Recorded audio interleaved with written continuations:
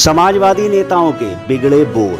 किसी ने नरेंद्र मोदी व अमित शाह के परिवार पर बोला हमला, तो किसी ने वोट जिहाद का नया मुद्दा छेड़कर गठबंधन प्रत्याशी की चुनावी राह में खड़ी की मुश्किलें। इतना ही नहीं, सपा नेत्री ने भाजपा प्रत्याशी की बैठक कराने वाले मुसलमानों के हुक्का पानी बंद कराने की भरे मंच से दी धमकी। तो दोस्तों नमस्कार, मैं इरशाद अली और आप देख रहे हैं यूपी 76 न्यूज, खबर हमारी दुनिया तक। तो दोस्तों, खबर जानने से पहले यदि आपने हमारे चैनल को सब्सक्राइब नहीं किया है तो चैनल को जरूर सब्सक्राइब करें, इस खबर को लाइक करें, शेयर करें, कमेंट करें और देखते रहें यूपी 76 न्यूज। लोकसभा चुनाव के मद्देनजर इंडिया गठबंधन प्रत्याशी डॉक्टर नवल किशोर शाक्य को भारी मतों से जिताने हेतु कायमगंज के मुस्लिम बाहुल्य क्षेत्र चिलाका में कांग्रेस व सपा के स्थानीय नेताओं की संयुक्त व बड़ी बैठक का आयोजन किया गया, जिसमें मुख्य अतिथि के रूप में पूर्व विदेश मंत्री सलमान खुर्शीद व पूर्व विधायिका लुईस खुर्शीद ने हिस्सा लिया।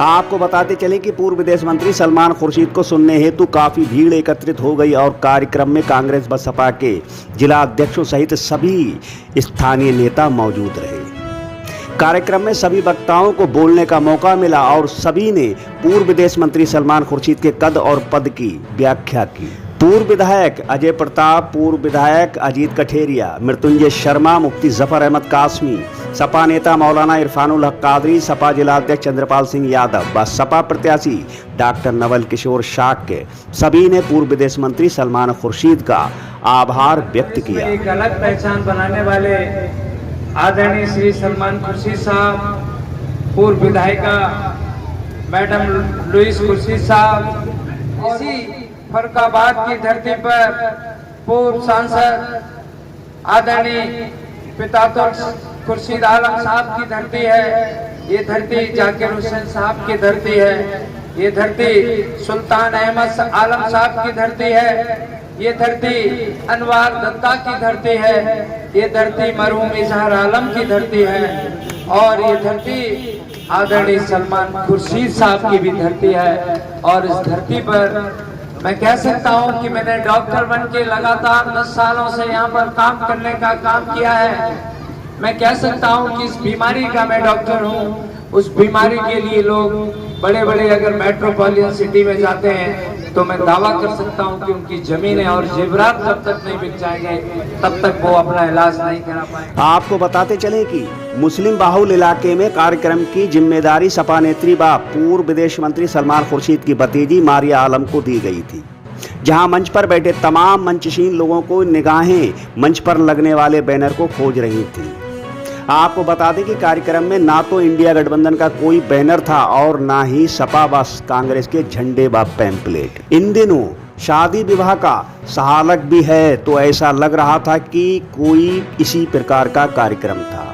तो अब खबर ये है कि सपा नेत्री मारिया आलम ने बीते दिनों फरुखाबाद के एक मुस्लिम बाहुल इलाके में हुई बैठक के दौरान मुसलमानों पर नोट लेकर वोट देने का आरोप लगाया, जिसके कारण सपा प्रत्याशी से मुस्लिमों की दूरी बढ़ गई।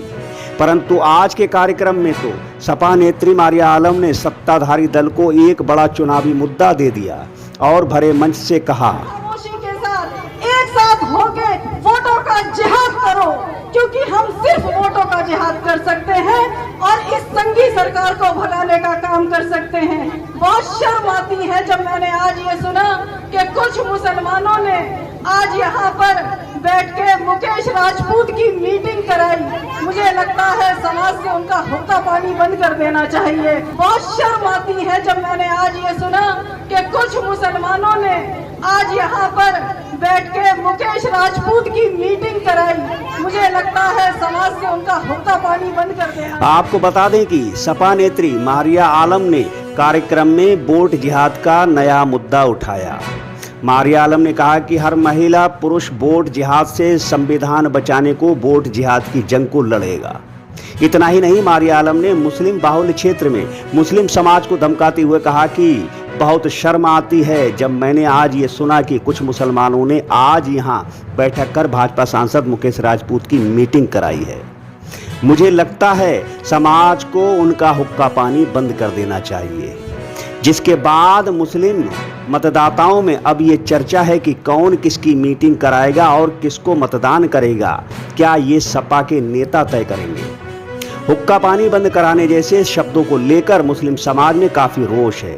वहीं मुस्लिम समाज के कुछ जागरूक लोगों का कहना है कि ना जाने कितने यादव समाज के लोग भाजपा को वोट और सपोर्ट करते हैं और कर रहे हैं। क्या मारिया आलम उन सबका हुक्का पानी बंद कराएंगी? खैर, वोट जिहाद और मुस्लिम के हुक्का पानी बंद कराने जैसे बयानों को लेकर जनपद में सियासत गर्मा गई है।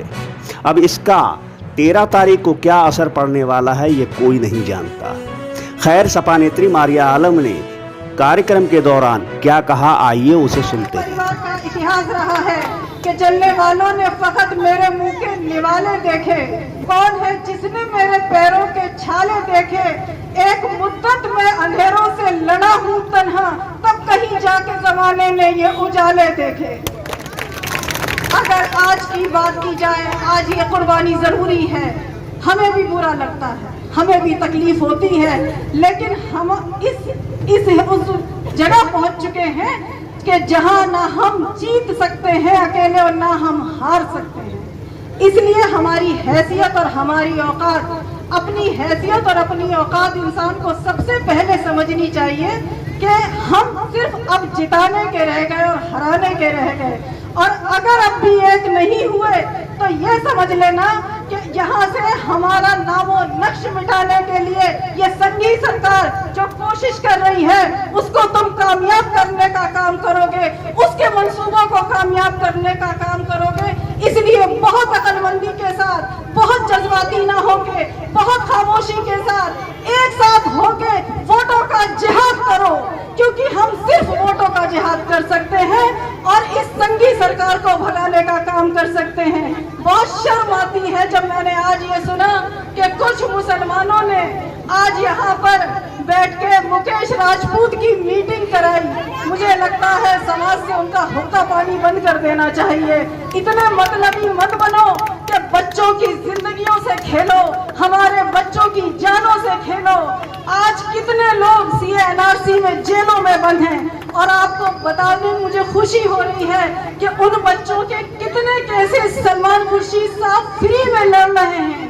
ये बहुत बड़ी बात है। हम लड़ रहे हैं, आपके लिए संघर्ष कर रहे हैं, लेकिन अगर आप साथ नहीं दोगे तो हम अकेले कुछ नहीं कर सकते, क्योंकि हमारी ताकत आप हो। और आप अगर ऐसे दिल छोड़ के बैठ जाओगे कि अब कुछ नहीं होगा, तो ऐसा नहीं होगा। 100 बार लड़ेंगे, 100 बार हारेंगे, लेकिन फिर भी उठ के चलेंगे। गिरते हैं वही तिफल जो मैदान जंग में।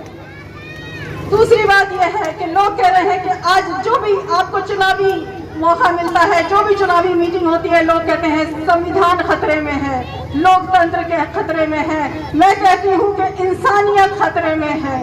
अब इंसानियत पे हमले हैं। अगर अपने मुल्क को बचाना चाहते हो और अपनी मुल्क की खूबसूरती को बचाना चाहते हो, गंगा जमनी तहजीब को बचाना चाहते हो, तो इस बार बहुत होश से वोट दो। किसी की बातों में, किसी के बहकावे में मत आओ, क्योंकि हमारी अक्लमंदी ही हमारे मुल्क को बचा पाएगी।